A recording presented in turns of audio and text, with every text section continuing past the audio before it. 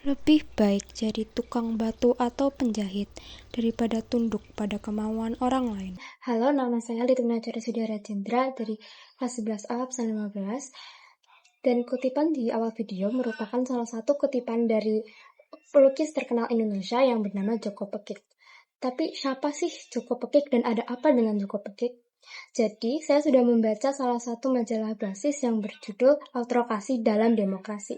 Dan dalam majalah tersebut, saya memilih salah satu artikel yang berjudul Mutiara Hati Rakyat dalam Lukisan Joko Pekik. Jadi, siapa itu Joko Pekik? Joko Pekik adalah salah satu pelukis yang dijulukan pelukis rakyat. Joko Pekik sendiri berasal dari desa Gabus yang jaraknya 42 km dari Purwodadi. Dan tempat ini terjadi tempat terpencil dan jauh dari kota.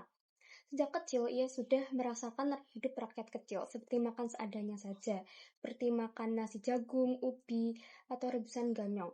Bahkan, ia juga pernah menggunakan kaleng cat bekas sebagai panci. Yang dikatakan tadi, Joko Pekik adalah pelukis yang sering melukis tentang rakyat itu sendiri, tanpa takut menunjukkan realitanya. Dan cara ia menunjukkan realitanya adalah dengan melukis muka rakyat kecil secara jelek atau secara abstrak. M. Agus Burhan memperlihatkan sejak masa mudanya dia tinggal di Sanggar Bumi Tarung. Karena itu, Joko Pekik sudah mempunyai semangat dan cita rasa kerakyatan yang kuat.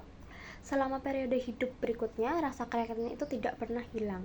Bahkan ketika kerakyatan menjadi suatu hal yang tabu pada saat zaman Orde Baru, Joko Pekik tidak takut dan terus mengangkat dan menghidupi tema kerakyatan ini. Ia tidak ragu kalau estetik lukis Joko Pekik adalah estetika kerakyatan. Di lukisannya, ia tidak mempercantik rakyat kecil karena menurutnya, kalau hidup rakyat kecil sendiri tidak cantik, kenapa lukisannya harus cantik? Dan biasanya di lukisan-lukisannya, ia memilih untuk menggambar rakyat kecil seperti buruh gendong, tukang listrik, kuli perempuan, penjual trompet, dan lain-lain. Untuk Joko Pekik, rakyat itu bukan cuma objek lukisan, melainkan mereka adalah subjek manusia yang nasibnya harus dilihat dan diperhatikan. Menurut Gunawan Muhammad, karya Pekik ini dipakai untuk menggugat, mencemooh, dan mengkritik politik yang saat itu tidak adil. Dan lewat ini, Joko Pekik menerapkan konsep Aesthetic of the Ugly atau di dalam Jerman Aesthetic des Hässlichen, dan ini adalah suatu konsep di mana kejelekan itu adalah suatu estetika. Selanjutnya, dalam artikel ini juga membahas revolusi tanpa formula. Jadi di sini dijelaskan kalau Joko Pekik sendiri tidak mau mengikuti atau mempercayai ideologi atau teori apapun. Mau itu teori lekra, teori sosialis, teori barat, apapun itu, dia mempunyai kepercayaan tersendiri. Baginya, rakyat adalah pusat seni, bukan teori. Meski tumbuh dengan nekra dan realisme sosialis, Joko Pekik tidak terpengaruh dengan itu. Dan Joko Pekik sendiri tidak hanya melukis karena keindahan atau estetika, tapi ia juga melukis untuk kebebasan. Ia tidak ingin rakyat hanya menjadi objek saja, tetapi ia juga ingin rakyat kecil menjadi subjek yang merdeka. Mahatma Gandhi juga pernah berkata, rakyat tidak dapat dimengerti dengan akal, tetapi dengan hati.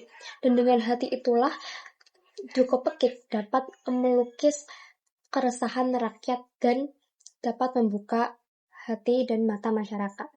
Setelah bertahun-tahun hidup susah dan menderita seperti di penjara dan mengalami diskriminasi, Joko Pekik akhirnya berhasil menjadi pelukis yang terkenal. Tapi pada saat itulah paradoks muncul. Jadi, Joko Pekik sendiri terkenal sebagai penulis yang kiri, karena ia sering membela rakyat miskin dan sering mengkritik pemerintah. Tapi di balik itu, ia juga ingin hidup enak. Ia pun juga pernah berkata, siapa yang tidak ingin hidup enak? Dari dulu saya ingin kaya. Dan kata ini juga membuka pandangan penting.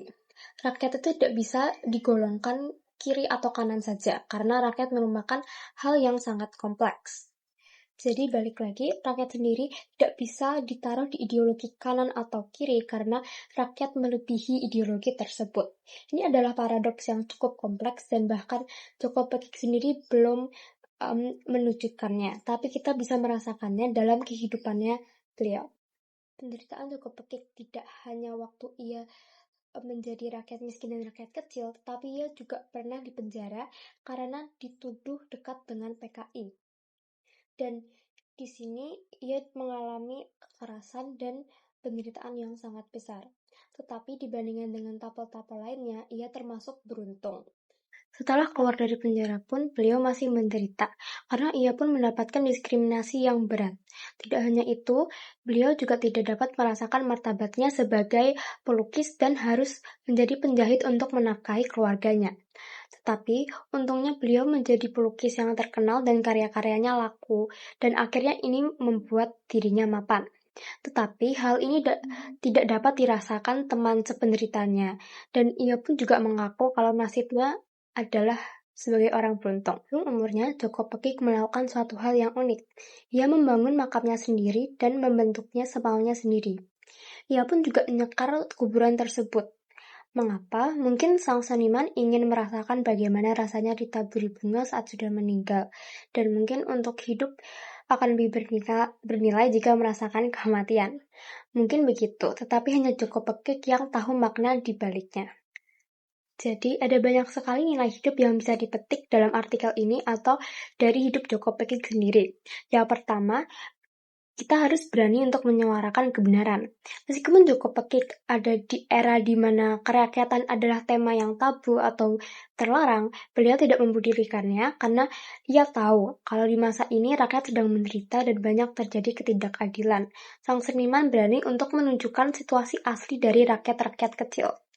Seperti Joko Pekik, kita juga tidak boleh bungkam dan harus berani menyuarakan kebenaran. Karena banyak orang yang membutuhkan suara kita, dan banyak orang yang menderita dan membutuhkan atensi, dan kita tidak boleh tutup mata atau bungkam.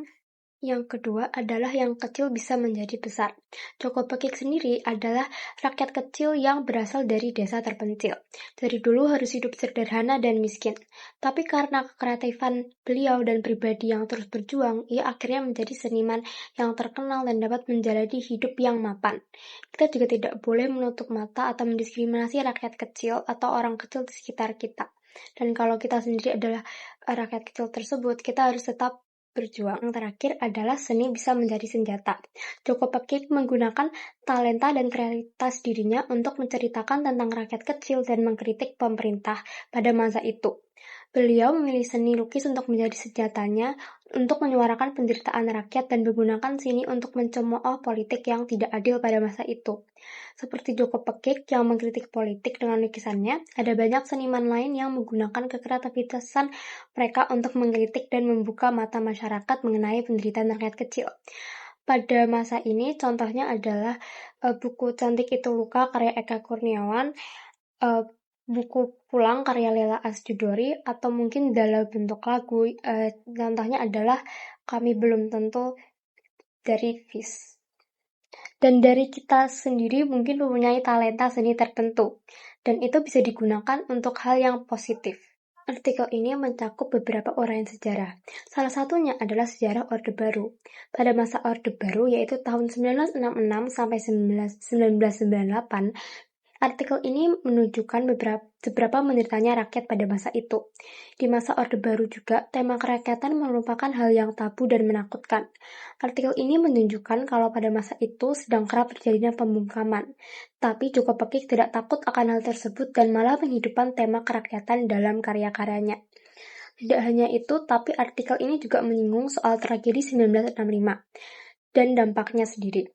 Tragedi 1965 adalah tragedi di mana ada pembunuhan massal PKI atau orang-orang yang diduga komunis. Lekra sendiri karena sangat dekat dengan PKI, jadi banyak seniman lekra yang kena dampaknya. Di artikel ini juga ada salah satu kutipan, politik terus bergolak sampai akhirnya meletus peristiwa 1965 yang berujung pada pembubaran dan penumpasan PKI. Saya sendiri sangat merekomendasikan artikel ini, karena artikel ini adalah artikel yang sangat amat menarik, apalagi jika Anda sangat suka membaca tentang politik atau seni. Dalam artikel ini banyak membahas tentang Joko Pekik dan sejarahnya, jadi kita sebagai pembaca bisa mengenal lebih dalam tentang Joko Pekik. Tidak hanya itu, tetapi artikel ini membahas hal-hal yang sangat menarik dan filosofis, seperti paradoks rakyat dan reformasi. Artikel ini juga mengajari kita banyak hal dan dapat menambah ilmu pengetahuan, seperti apa itu estetika dalam kejelekan dan bagaimana seni bisa menjadi suara untuk rakyat. Artikel ini juga membuka mata dan hati kita untuk rakyat kecil, untuk mendengar dan melihat seberapa menderitanya mereka. Sekian dari saya, terima kasih.